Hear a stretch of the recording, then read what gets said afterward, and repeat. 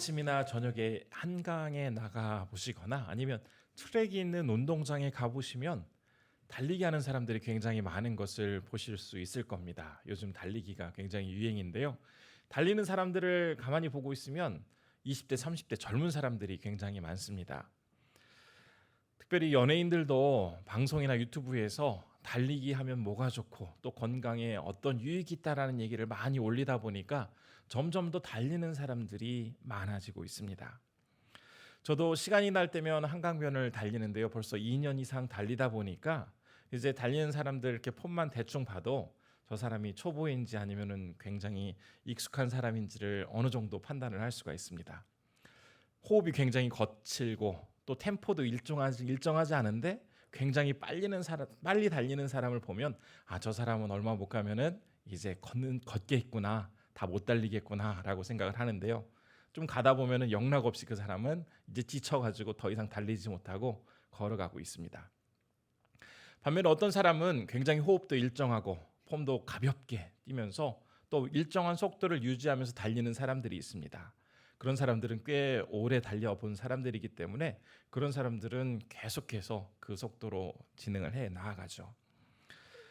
참 일반적으로 사람들이 달리는 이유를 한번 몇 가지로 나눠보면 이런 이유 때문에 달리지 않나 싶습니다. 선수라든지 아니면 어떤 대회에 출전할 사람들은 열심히 달려서 계속해서 훈련함으로써 그 기록을 단축하기 위해서 열심히 달리는 그런 일들이 있을 것이고, 또 일반적인 사람들일 경우에는 대체적으로 어떤 그런 기록보다는 건강을 유지하고 관리하기 위해서 그렇게 달릴 것입니다. 그 이외에도 우리가 언제 달리나 가만히 생각을 해보면 어떤 위험한 상황을 벗어나기 위해서 굉장히 힘내서 달리는 때도 있고, 또 어떤 것에 얽매이지 않기 위해서 그냥 그것을 벗어나기 위해서 달릴 때도 있죠. 우리는 참 다양한 이유 때문에 달립니다. 제가 달리기에 관심이 많다 보니까 성경 속에서도 과연 어떤 사람들이 언제 달렸나라는 내용을 몇 가지를 좀 찾아봤습니다. 그랬더니 몇몇 사람들이 눈에 보이더라고요. 요나의 경우에는 하나님의 그 말씀, 명령을 듣지 않기 위해서 피하기 위해서 도망쳐 달려 나아갔다라고 기록을 하고 있고, 모세는 살인을 저지른 뒤에 더 이상 그 애굽 땅에 머물 수가 없어서 그것을 피해 미디안 광야로 도망쳐 달아났다라고 기록을 하고 있습니다. 야곱의 경우에도 아버지 이삭의 그 복을, 형이 받아야 할 복을 대신 가로채고 난 이후에 형이 돌아오기 전에 재빨리 외삼촌 라반의 집으로 도망갔다라고 성경은 기록을 하고 있습니다. 그리고 다윗의 경우에도 그 인생 가운데 도망쳤다, 달렸다 이런 기록들이 상당히 있더라고요. 사무엘상 17장 22절과 48절에 보면은 그가 달렸다라는 기록을 보여주고 있습니다. 제가 먼저 22절의 말씀 한번 읽어보겠습니다. 다윗이 자기의 짐 지키는 자의 손에 맡기고 군대로 달려가서 형들에게 문안하고, 또 48절은 블레셋 사람이 일어나 다윗에게로 마주 가까이 올 때에 다윗이 블레셋 사람을 향하여 빨리 달리며, 각각 17장 안에 두 번의 달리며라는 표현이 있습니다. 22절은 이제 이스라엘이 블레셋과 전쟁을 할 때 다윗은 아직 나이가 어려서 전쟁에 군인으로 참여를 하지 못합니다.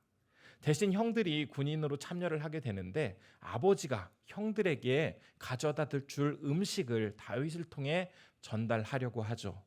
아버지가 주신 음식을 가지고 이제 전쟁이 한참 벌어지고 있는 그곳에 가서 형들을 향해서 달려나아가 형들에게 그 음식을 전해주었다라는 것이 22절의 말씀이고, 48절의 말씀은 이제 블레셋의 장수 골리앗을 아무도 감히 상대하지 못하는 그런 상황에서 다윗이, 그 어린 다윗이 나와서 당당하게 물맷돌을 들고 그 블레셋 사람 골리앗을 향하여 달려나가는 그러한 내용입니다.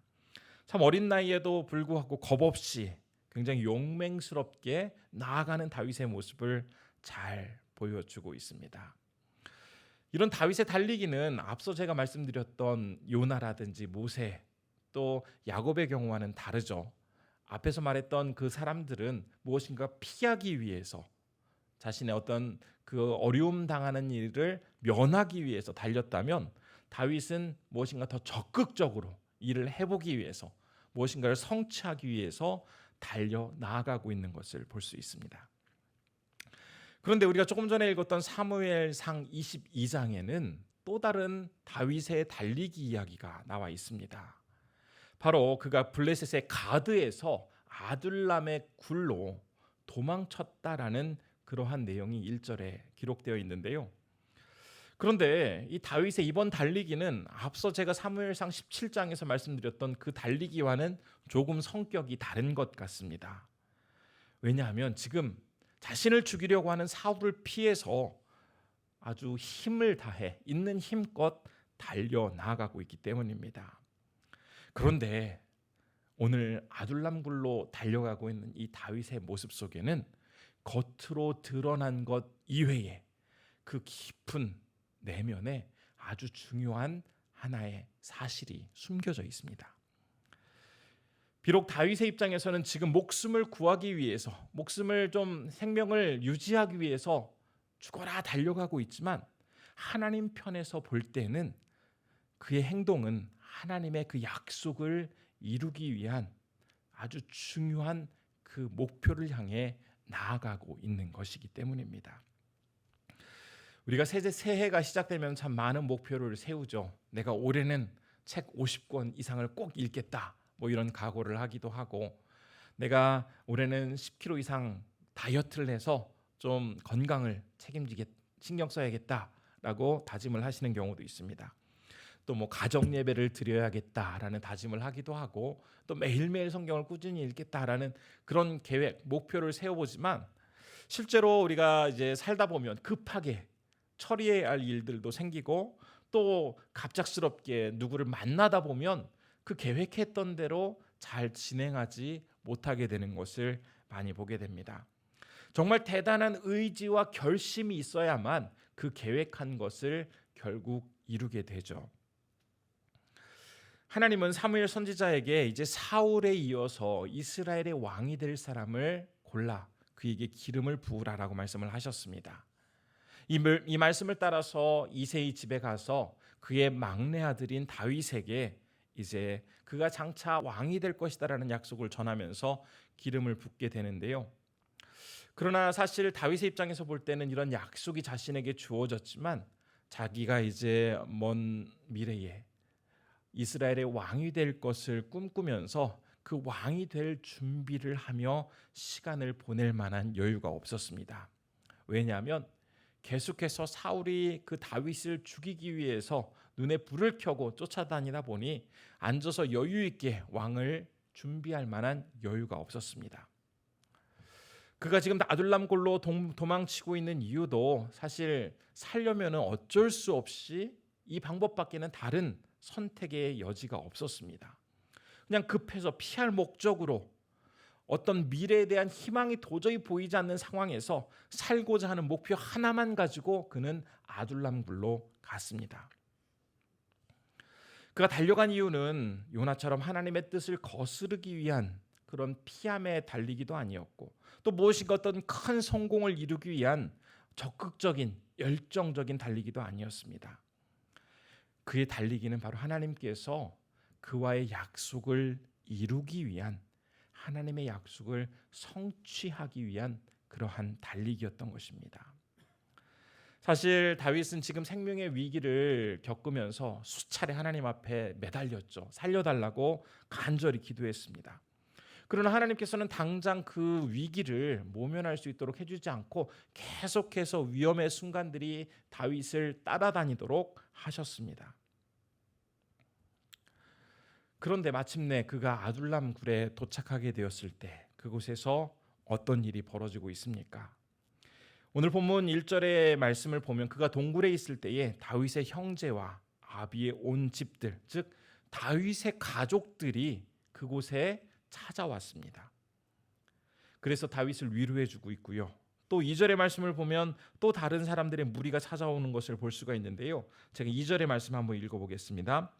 환난당한 모든 자와 빚진 모든 자와 마음이 원통한 자가 다 그에게로 모였고 그는 그들의 우두머리가 되었는데 그와 함께한 자가 400명 가량이었더라.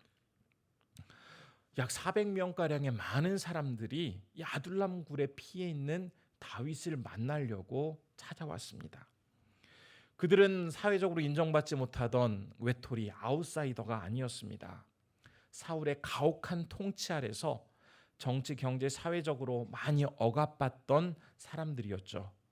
패역한 그 사울에 항거하다가 더 이상은 이 나라에서 살 수 없다라는 그런 생각을 가지고 있다가 하나님께서 다윗이라는 새로운 사람을 들어서 이 땅을 다스리도록 준비하시는구나라는 것을 깨닫고 다윗을 찾아 나선 사람들입니다. 참 수많은 고통과 역경과 아픔을 겪다가 자신을 찾아온 이 400명의 사람들, 다윗은 사울을 피해서 수많은 어려움과 역경을 당하던 터였기에 그들을 누구보다 잘 이해할 수가 있었습니다. 그래서 마음 깊이 받아주었고 그들을 품어주었죠. 이런 다윗의 모습을 보면서 이 사람들은 다윗을 더 우리의 지도자로 삼아야 되겠다라는 그러한 확신을 갖게 되었고 오늘 말씀 속에서 그 400명의 사람들이 다윗을 따르기 시작하였다라고 전하고 있습니다. 사실 이 동굴에 갔을 때 아둘람 굴에 갔을 때 다윗은 뭐 이러한 것들을 기대하면서 간 것은 아니었습니다. 그냥 생명의 위협 속에서 목숨을 좀 구제해 보려고 좀 살아보려고 갔던 그런 목적밖에 없었죠. 그가 사실 이 동굴에 숨어 있을 때 어떤 마음이었는지 시편 142편에서는 잘 그 상황을 설명하고 있는데요. 제가 3절부터 5절의 말씀 한번 읽어보겠습니다. 내 영이 내 속에서 상할 때에도 주께서 내 길을 아셨나이다. 내가 가는 길에 그들이 나를 잡으려고 올무를 숨겼나이다. 오른쪽을 살펴보소서. 나를 아는 이도 없고 나의 피난처도 없고 내 영혼을 돌보는 이도 없나이다. 여호와여, 내가 주께 부르짖어 말하기를 주는 나의 피난처시요 살아있는 사람들의 땅에서 나의 분깃이시라 하였나이다. 동굴에 피해서 혼자 외롭게 나의 피난처 되시고 모든 것 되시는 하나님, 어느 곳에 있든지 나를 도와주시고 붙잡아 주시고 인도하여 주십시오라는 그런 간절한 마음으로 주님만을 바라보고 있던 그때에 가족들이 나타나서 다윗을 위로해주고 또 이제 자신을 따르겠다라고 하는 400명의 사람들이 그에게 함께 했을 때 얼마나 큰 위로가 됐고 큰 힘이 됐겠습니까? 그동안 하나님은 사울을 피해 도망 다니던 그 다윗을 돌보지 않으시거나 그의 간절한 기도를 무시한 것이 아니라 지금 이때를 위해서 기다리고 계셨던 것입니다. 다윗은 그저 하나님, 저 사울의 그 위협으로부터 공격으로부터 제발 저 좀 살려주십시오라고 목숨 구하는 것만 하나님 앞에 구했겠지만 하나님은 이전에 그에게 이스라엘의 왕이 되도록 하시겠다라는 그 약속을 지키시기 위해 지금 다윗을 아둘람굴로 인도하셨던 것입니다.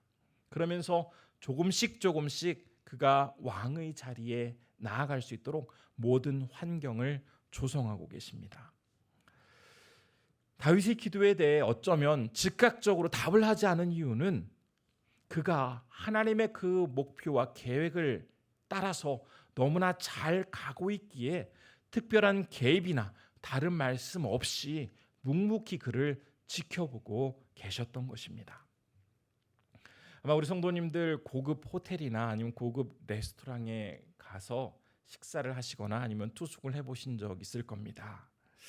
그런 호텔이나 식당, 다른 일반적인 곳과 가장 큰 차이점 중에 하나를 꼽으라고 한다면 그 식당이나 호텔에서 일하는 그 직원들의 근무 태도일 것입니다. 철저한 교육과 훈련을 받고 나서 굉장히 예의 바르고 친절하게 손님을 대합니다.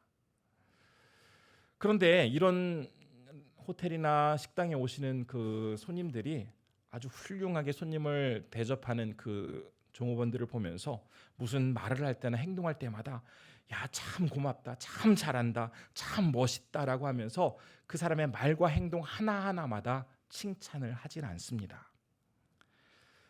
그렇지만 그 모습을 보면서 역시 특급 호텔이라 이곳에서 일하는 사람은 뭐가 달라도 다르구나, 참 교육을 잘 받았고 사람을 대하는 자세가 많이 다르구나라는 생각을 하면서 내가 다음에도 또 오면 이런 근사한 대접, 아주 극진한 대접을 받겠지.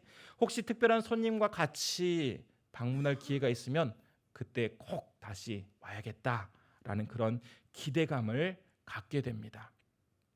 어쩌면 말로 잘한다, 훌륭하다 이런 말의 칭찬보다 그 사람의 마음속 깊이 기대감을 심어주는 것이 더 큰 칭찬일 것입니다. 상대방이 내 말 하나하나에 대꾸하고 반응하고 하는 것이 정말 나에게 있어서는 나를 신뢰하고 내가 잘한다라는 그런 표현이 아니라 굳이 일일이 말을 하지 않더라도 저 사람은 뭘 해도 달라. 저 사람이 있으면 분위기가 달라져. 저 사람이 함께하면 안 되던 일도 잘 돼. 라고 하면서 그 사람에 대한 기대감을 갖는 것. 이것이 어쩌면 더 큰 그 사람에 대한 아주 귀한 태도가 아닐까 생각됩니다. 하나님께서도 우리가 기도할 때 우리의 기도에 대해서 일일이 반응하지 않으실 때가 있습니다. 그것은 나의 기도에 대해서 무관심하거나 나에 대해서 나를 살피지 않으시기 때문에 아무런 반응이 없으신 것이 아니라 내가 지금 그 하나님의 계획 아래서 잘 가고 있기에 비록 힘들어하지만 너무나 잘 하나님이 원하는 방향대로 가고 있기에 때로는 침묵하실 때가 있습니다. 그래, 많이 힘들지만 그래도 기도하면서 잘 이겨내고 있구나. 나는 너라면 그렇게 할 줄 알았어. 내가 사람을 정말 제대로 봤구나. 너 참 잘하는구나 라고 하면서 우리를 묵묵히 응원하시면서 고개를 끄덕이고 계시지만 실제로는 아무런 말씀이나 응답을 하지 않으시면서 하나님이 정한 그 때가 되기를 기다리고 계십니다. 다윗은 일생에 총 3번의 기름 부음을 받게 되죠. 첫 번째는 사무엘상 16장에서 이새의 집에 찾아온 사무엘로부터 기름 부음을 받습니다. 그리고 두 번째는 사무엘하 2장에서 그가 유다족 속의 왕이 되었을 때 기름 부음을 받고, 세 번째는 사무엘하 5장에서 이제 통일 이스라엘, 전 이스라엘의 왕이 되었을 때 또 한 번 기름 부음을 받습니다. 두 번째와 세 번째가 진짜로 왕이 된 이후에 기름 부음을 받았다면 그에 비해 첫 번째 거는 아직 왕이 되기 전에 약속의 기름 부음을 받은 것이죠. 사실 왕이 될 것이다라는 그런 약속의 기름 부음을 받고 난 이후에 아마도 그는 이곳 지금 아둘람 동굴에서 그 약속이 이제 구체적으로 성취되기 위한 첫 발을 내디게 될 것이다라고는 전혀 생각하지도 못했을 것입니다. 자신은 단지 생명을 구원하고 싶어서, 생명을 구제받고 싶어서 그 굴로 피했지만 하나님께서 그곳으로 이제 400명의 사람을 보내서 그 400명의 사람들로 하여금 다윗을 따르도록 함으로써 이제 이스라엘의 왕으로서 다윗의 입지를 한 발 한 발 하나하나 다져가고 계신 것입니다. 이처럼 하나님의 역사와 하나님의 계획은 참 우리의 생각과 우리의 기대를 뛰어넘을 때가 많이 있죠. 우리 성도님들께 하나님께서 주신 그 약속은 어떤 것들입니까? 어떤 분들은 보면 그 약속은 내가 알겠는데 그 약속이 어떻게 이루어질지 참 그 과정이 너무 답답하고 잘 모르겠어서 힘들다라고 이야기하시는 분들이 있습니다. 예수님께서도 제자들의 그 발을 씻어 주실 때에 제자들은 지금 예수님이 이게 무슨 행동인지 알지 못했습니다. 그래서 무척 답답해하고 있을 때 그 제자들에게 요한복음 13장 7절에서 이렇게 말씀을 하십니다. 예수께서 대답하여 이르시되 내가 하는 것을 내가 지금은 알지 못하나 이후에는 알리라. 하나님께서 어떤 일들을 이루어 가실 때 일일이 아주 세세하게 그 일은 어떻고 그 일이 어떻게 진행될 것이며 어떤 결론에 이를 것이다 라고 설명하지 않으실 때가 있습니다. 그렇지만 그 모든 일들이 다 지나고 나서 보면 하나님께서 이 일을 이루시기 위해서 그때 나를 이곳으로 옮기셨고 이 일을 하게 하셨고 그 사람을 만나게 하셨구나라는 것을 뒤에야 비로소 깨닫게 되는 때가 많죠. 과거 이스라엘 백성들도 가나안 땅에 들어간 이후에 이제 여리고 성을 무너뜨리기 위해서 6일 동안 성을 한 바퀴씩 돌다가 마지막 7일째 되는 날에는 7바퀴를 돌고 나팔을 불 때에 크게 소리를 지르라라는 그러한 말씀을 받았지만 우리가 왜 그렇게 해야 하는지 백성들은 알지 못했습니다. 그러나 막상 그렇게 순종하며 나아갔을 때 그 여리고가 무너지고 난 이후에 하나님께서 이 일을 이루시기 위해서 우리에게 순종을 요구하셨구나라는 것을 깨닫게 되었죠. 다윗 역시 그는 단지 사울을 피해서 그곳에 이르렀지만 비록 아직 그곳에 모인 사람들의 수는 많은 수는 아니었지만 이스라엘의 왕이 되기 위한 첫 단추를 하나님은 그곳에서 끼우셨습니다. 우리에게도 본문의 다윗처럼 참 수많은 어려움들이 닥치게 될 때 아둘람의 굴로 피하려고 할 때가 많이 있습니다. 그러나 그 아둘람의 굴은 단지 나의 목숨을 구제받기 위한, 목숨을 건지기 위한 그런 피난의 장소가 아니라 하나님께서 오늘 말씀을 통해서 우리에게 전해주고 계시는 것처럼 나를 주님의 더욱더 귀한 일꾼으로 세우기 위해서, 또한 하나님의 그 약속을 성실하게 이루기 위한 그 장소로서 우리를 달려가게 하신다라는 것을 꼭 기억하시기 바랍니다. 이제 이어지는 본문 말씀은 3절과 4절에서 다윗이 부모님과 또 그를 따르려는 400명의 사람들과 그들을 안전하게 맡기기 위해서 모압 미스베로 갔다라는 이야기를 설명하고 있습니다. 그곳에서 잠시 안전하게 머물 수 있도록 모압 왕에게 부탁을 하고 있습니다. 그가 왜 모압 지역으로 갔을까? 성경은 분명하게 이야기하고 있지 않지만 우리는 한 가지 힌트를 얻을 수 있는 것이 있습니다. 왜냐하면 그의 증조 할머니 룻이 바로 모압 여인이었습니다. 어떻게 보면 다윗의 몸속에는 이 모압 사람의 피가 일부 흐르고 있었기 때문에 지금 누구에게도 의지할 수 없는 그런 상황에서는 가족과 또 자신을 따르는 사람들을 책임져야 하는 그런 책임감을 가지고 무엇이라도 해야겠다라는 그런 절박한 심정으로 모압 왕을 찾아갔고 또 그에게 간절히 요청하였을 때 이제 잠시나마 그곳에 머물 수 있도록 허락을 받을 수 있었습니다. 비록 어려운 상황에서 조금의 가능성이라도 있다면, 이것이 조금이라도 이루어질 수 있는 여지가 있다면 어떻게 해서라도 최선을 다하고자 하는 그 다윗의 마음이 이 3절과 4절에서 잘 살펴볼 수 있는 그런 부분이기도 합니다. 사실 지금 다윗의 이 여정, 왕이 되기 위한 여정은 어느 날 근사하게 가만히 있는데 이제 마차가 와서 자신을 마차에 태워서 궁궐로 들어가는 그런 모습으로 왕의 자리에 서지 않습니다. 죽을 고비를 넘기고 이제 조금 사람들이 그를 향해서 모여들기 시작하고, 하지만 여전히 어려움이 그 인생 가운데 계속 반복되고 그런 일들을 반복하여 겪어 나아가면서 결국 이스라엘의 성군 다윗이 됩니다. 하나님께서 어떤 사명을 주시고 그 일을 이루도록 하실 때에 사실 하나님께서 주신 약속이시고 하나님이 주신 사명이지만 그 사역이 중요할수록, 큰 일일수록 더 많은 어려움과 방해가 있기 마련입니다. 특별히 사탄 역시 이 하나님의 일을 이루려고 할 때 그것을 그냥 놔두지 않죠. 자꾸 마음속에 네가 무슨 자격이 있는데 그 일을 해? 너는 원래 그런 일 못하잖아 라는 스스로의 그런 생각부터 주변 사람들로부터 온갖 소리를 다 듣도록 하기도 하고, 또 때로는 여러 가지 상황들을 절망 가운데 몰아넣어서 위축시키기도 하고 좌절하도록 함으로써 그 목표를 향해 달려가는 그 달리기를 포기하도록 만들려고 합니다. 하나님이 주신 그 비전을 향해서, 목표를 향해서 나아가려고 할 때 자꾸 사탄의 방해와 주변의 여건이 더 어려워지면 어려워질수록 우리는 어떻게 해야 하겠습니까? 아유, 숨이 차네, 아유 힘드네, 더 이상 못 달리겠어 하고서는 그 달리기를 포기하시겠습니까? 하나님께서 나에게 맡겨주신 것이라면 내가 정말 있는 힘껏 최선을 다해 그 목표 지점까지 달려가야겠다. 방해가 심하면 심할수록 더 열심히, 더 최선을 다해 나는 나아가겠다라는 그런 각오로 나아가게 될 때에 우리 하나님께서는 우리가 도착하는 그 지점에 우리가 감히 상상하지 못했던 방법으로 그 일을 이룰 수 있도록 모든 것들을 마련해 놓고 계십니다.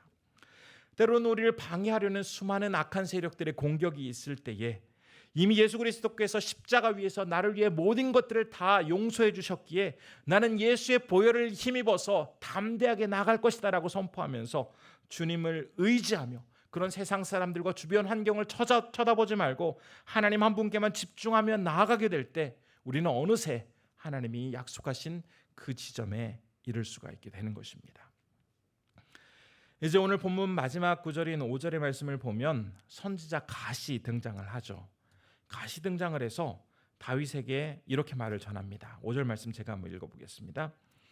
선지자 갓이 다윗에게 이르되 너는 이 요새에 있지 말고 떠나 유다 땅으로 들어가라. 다윗이 떠나 헤렛 수풀에 이르니라.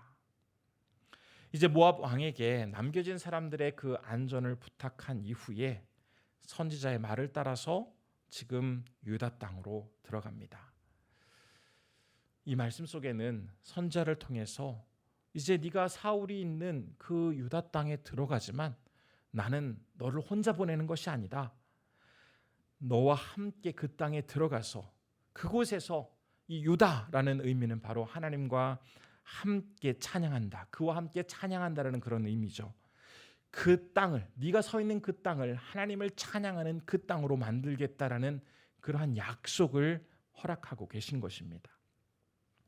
비록 사울에 대한 불안함과 미래에 대한 여러 가지 어려움들이 사라진 것은 아니지만 그럼에도 불구하고 하나님께서 다시 한번 말씀으로 그 인생 가운데 개입하셔서 그와 함께 유다로 가자라고 부르십니다.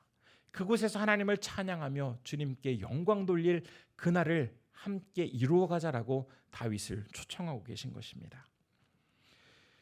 오늘 이 시간 우리에게 주신 말씀을 다시 한번 정리해 보고자 합니다. 우리도 살다 보면은 참 뜻하지 않게 달려야 할 때가 많이 있습니다. 목숨의 위협과 여러 가지 위기 속에서 그것을 피하기 위해서 지금 아둘람물로 달려가고 있는 것처럼 우리도 달려야 할 때가 분명히 있을 것입니다.